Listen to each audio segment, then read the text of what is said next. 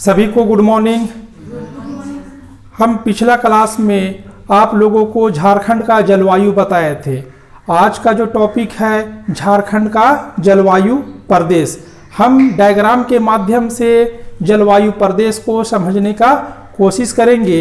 यह हमारा झारखंड का डायग्राम दिखाया हुआ है और झारखंड के मध्य से हम जानते हैं क्या है, कर्क रेखा गुजर रहा है। ठीक है, जब झारखंड के मध्य से कर्क रेखा गुजरता है तो हमारा झारखंड में कैसा जलवायु पाया जाता है? उष्ण कटिबंधीय जलवायु पाया जाता है। परीक्षा में पूछेगा झारखंड में जलवायु कैसा पाया जाता है, तो क्या बोलेंगे हम? उष्ण कटिबंधीय जलवायु पाया जाता है। और यहाँ झारखंड के विभिन्न क्षेत्रों में तापमान में भी अंतर पाया जाता है और वर्षा में भी अंतर पाया जाता है। हम पाट प्रदेश को अगर देखते हैं, झारखंड का पाट प्रदेश देखते हैं तो यहाँ पर क्या है, औसत वर्षा अधिक हो रहा है, जबकि झारखंड के पूर्वी क्षेत्रों में देखते हैं तो इसके अपेक्षा वर्षा क्या हो रहा है, कम हो रहा है। कहीं तापमान अधिक तो कहीं तापमान कम, कहीं वर्षा अधिक तो कहीं वर्षा कम। इस आधार पर झारखंड को 7 जलवायु प्रदेश में बांटा गया है। परीक्षा में पूछेगा कि झारखंड को कितने जलवायु प्रदेशों में बांटा गया है, तो हम क्या बोलेंगे? 7 जलवायु प्रदेशों में बांटा गया है तापमान और वर्षा के आधार पर। अब हम एक एक करके हम डायग्राम के माध्यम से समझने का कोशिश करेंगे।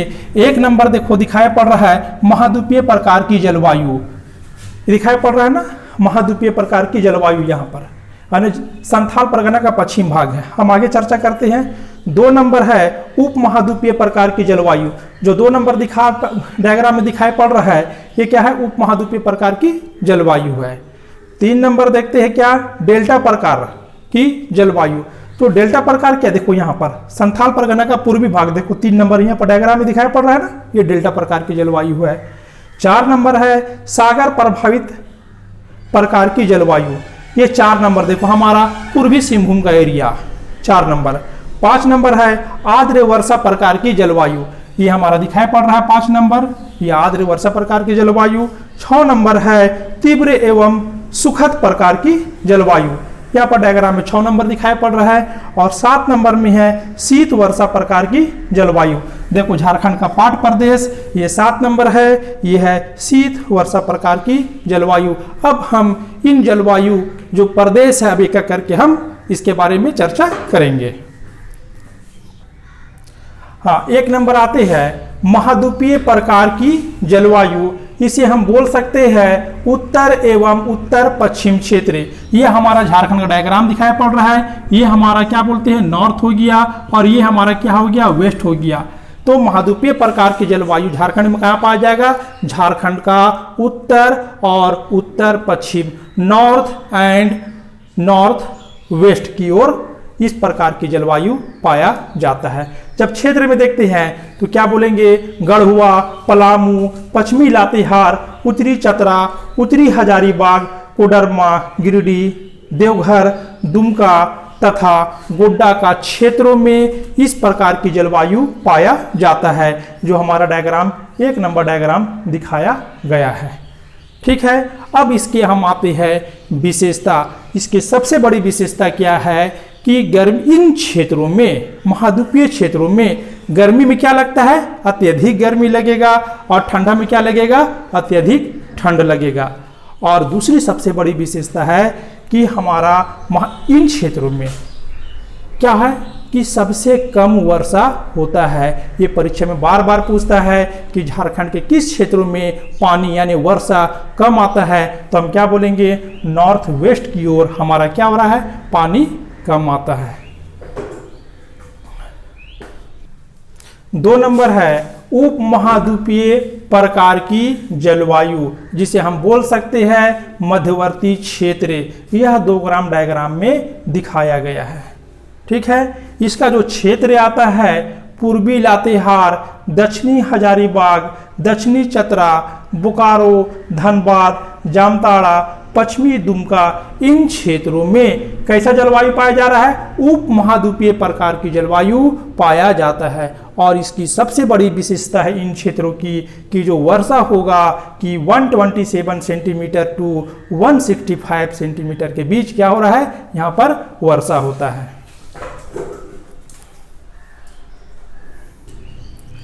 3 नंबर है, देखो डेल्टा प्रकार की जलवायु।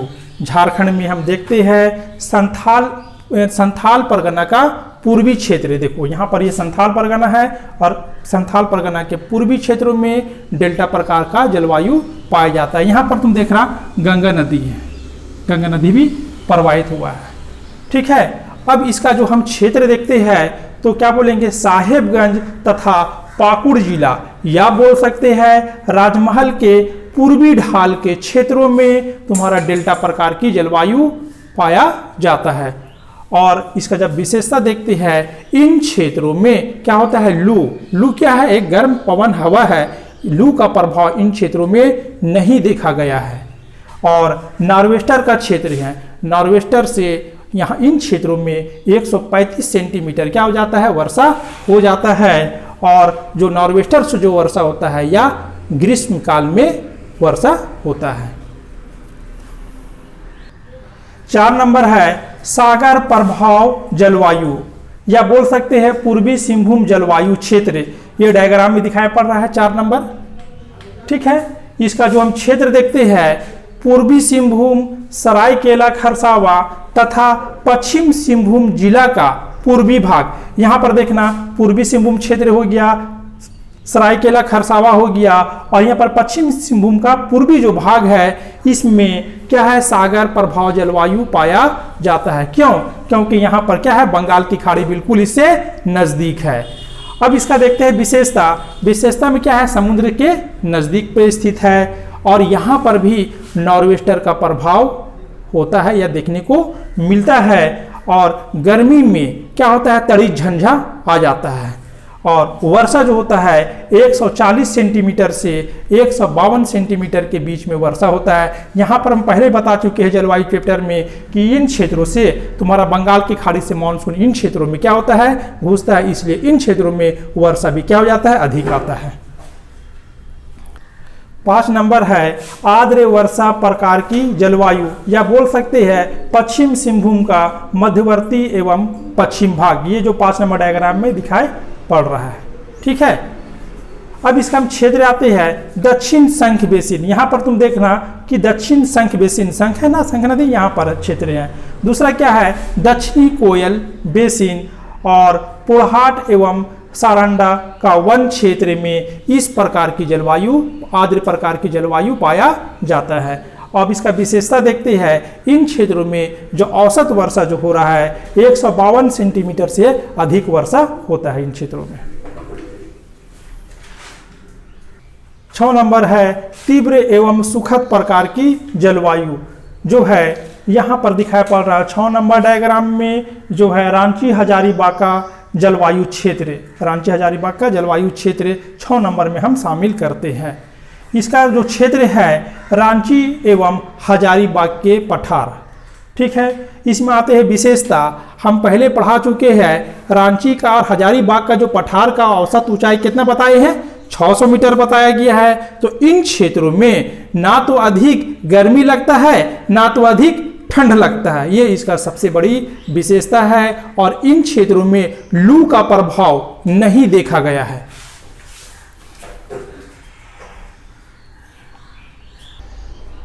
7 नंबर है शीत वर्षा प्रकार या पाट क्षेत्र। देखो 7 नंबर दिखाई पड़ रहा है, ये हमारा झारखंड का पाट क्षेत्र है। और यहाँ पर जो पाट क्षेत्र में जो जलवायु पाया जा रहा है वो शीत प्रकार जलवायु पाया जाता है। इसका जब क्षेत्र देखेंगे तो लोहरदगा तथा गुमला का जो अधिकांश क्षेत्र है या तुम्हारा शीत वर्षा प्रकार की जलवायु यहाँ पर पाया जाता है। अब इसका हम विश्लेषण देखते हैं कि जो पाट क्षेत्र है वो जलवायु रांची के पठार की तरह है। ठीक है, मगर रांची का जो पठार है उसकी अपेक्षा इन क्षेत्रों में, पाट क्षेत्रों में ठंड अधिक लगता है। ऐसा क्यों? क्योंकि रांची का जो क्षेत्र है, हजारीबाग का जो क्षेत्र है, इसका ऊंचाई कितना हम पहले पढ़ा चुके हैं 600 मीटर है। और हमारा पाट क्षेत्र का जो औसत ऊंचाई है 600 से लेकर 900 मीटर है। इन कारणों से पाट क्षेत्र में क्या होता है, सबसे अधिक क्या लगेगा, ठंडा भी लगेगा और सबसे अधिक झारखंड का वर्षा भी इन्हीं क्षेत्रों में होता है।